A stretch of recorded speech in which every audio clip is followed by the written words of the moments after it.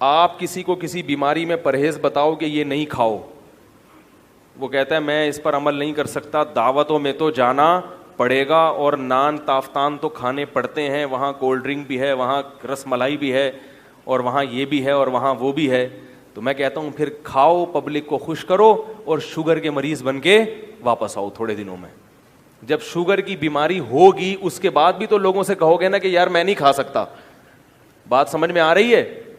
تو آج کل جو خوراکیں کھائی جا رہی ہیں نا, یہ کسی بھی لحاظ سے صحت کے لیے مفید نہیں ہے, یہ قبرستان آباد کر رہی ہیں. جو دعوتوں میں کھلایا جا رہا ہے آج کل, اس کا صرف قبرستان کو اور گورکن کو فائدہ ہو رہا ہے, ملک اور قوم کو اس کا کوئی فائدہ, بولتے کیوں نہیں بھائی, نہیں ہو رہا. کیا کھلایا جاتا ہے؟ کم سے کم درجے کا جو کھانا ولیموں میں اور دعوتوں میں ہوتا ہے وہ ہے نان. قورمے کے ساتھ کیا ہوتا ہے؟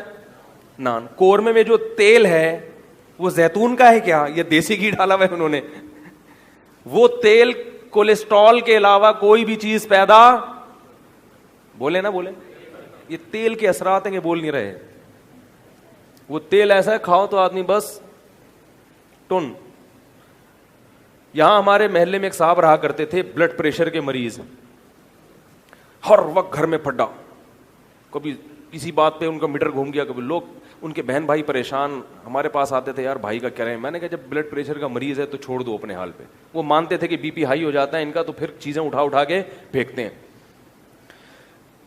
اور جوان آدمی 30-35 سال کا, پلیٹیں اٹھا کے گھر میں, شادی شدہ آدمی, بچے بھی اس کے, سب گھر والے پریشان. وہ بھی کہتا تھا یار میرا بی پی ہائی ہو جاتا ہے, میں کیا کروں. تو میں نے ان سے کہا یار تھوڑا پرہیزی کھانے کھائیں. کہتے ہاں پرہیز تو چلتا ہے, دوا کھاتا ہوں. ایک دن کیا ہوا, لائٹ گئی ہوئی تھی کراچی میں, اس زمانے میں لوڈ شیڈنگ ہو رہی تھی, 1 یا 1:30 بجے کا ٹائم تھا, لائٹ نہیں تھی. تو ہم بھی گھر سے باہر نکل کے تھڑے پہ بیٹھ گئے, تھوڑا انجوائے کریں, ہوا خوری کریں. تو دیکھا کہ وہ کہیں سے آ رہے ہیں پینٹ شرٹ پہنے ہوئے اور چمکے جیسے دعوت سے آتا ہے نا کوئی آدمی. میں نے کہا خیریت؟ کہہ رہے ہیں یار وہ شادی تھی اس میں گئے تھے.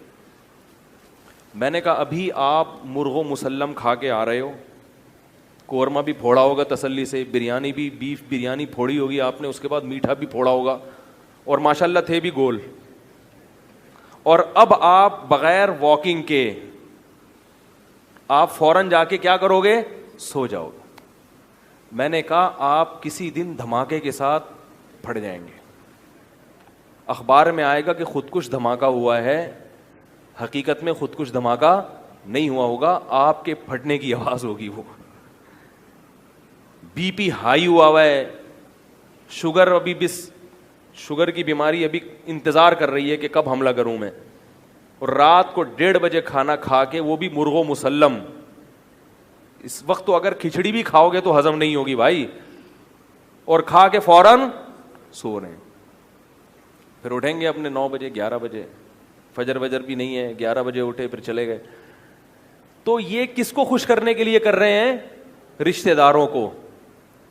تو اس سے صرف اتنا فائدہ ہوگا کہ جب آپ مریں گے تو رشتہ دار تھوڑا سا زیادہ رو لیں گے, 2 آنسو زیادہ بہا لیں گے کہ یار جب بھی دعوت پہ بلایا کبھی انہوں نے انکار, بولو بھائی, نہیں کیا. دن روئیں گے, اس کے بعد کہیں گے بھائی مرنا تو سب نہیں ہے, مرنا تو سب نہیں.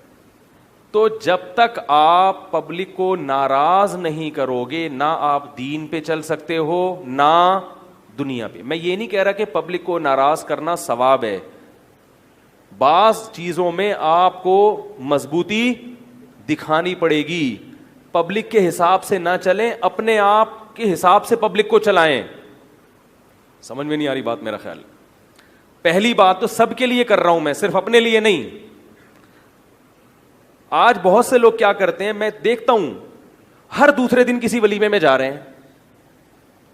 سیزن چلتے ہیں نا, ابھی عید کے بعد شادیوں کا سیزن, تو آج ہماری فلانے کی شادی, آج فلانے کی شادی, آج فلانے کی شادی, آج فلانے کی, جا رہے ہیں. ان کو بھی میں دیکھتا تھا ہر 2 دن کے بعد کسی نے, بڑی فیملی تھی, ہر 2 دن کے بعد کسی نہ کسی کا ولیمہ ہے اور جا رہے ہیں وہ. تو پہلی بات تو یہ آپ یہ طے کریں کہ قریبی کون ہے اور دور کے, بولو بھائی, کون ہے. بہت قریبی رشتہ دار, ان کا حق زیادہ ہے, اس میں تو آپ کو جانا ہی پڑے گا. جیسے بھائی کی شادی ہے تو وہاں تو انکار کوئی بھی نہیں کر سکتا نا. اب اس کا میں طریقہ بتاتا ہوں کہ وہاں کرنا کیا ہے آپ نے, کہ رشتہ داری بھی نہ ٹوٹے اور آپ مرے بھی ٹائم پہ اپنے. سمجھ میں آ رہی ہے؟ مرے بھی ٹائم پہ.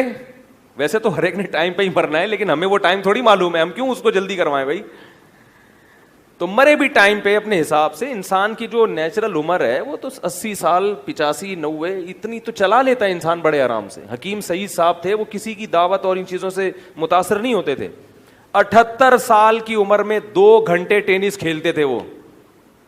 حکیم محمد سعید شہید کا نام سنا ہے نا آپ لوگوں نے. 78 2 سال بعد 80 سال کے ہونے والے تھے, اور 2 گھنٹے کیا کھیلتے تھے روزانہ اس ایج میں. کوئی دانت گرا ہوا نہیں تھا, ایسی بہترین فٹنس. یہ جم جا کے نہیں ہوئی تھی, یہ خوراک پہ کیا تھا بولو, کنٹرول اور ایکسرسائز وغیرہ یہ سب چیزیں. اور اتنے کام انہوں نے زندگی میں کیے ہیں کہ انسانی عقل حیران ہوتی ہے کہ ایک شخص 24 گھنٹے میں اتنے سارے کام کیسے نمٹا.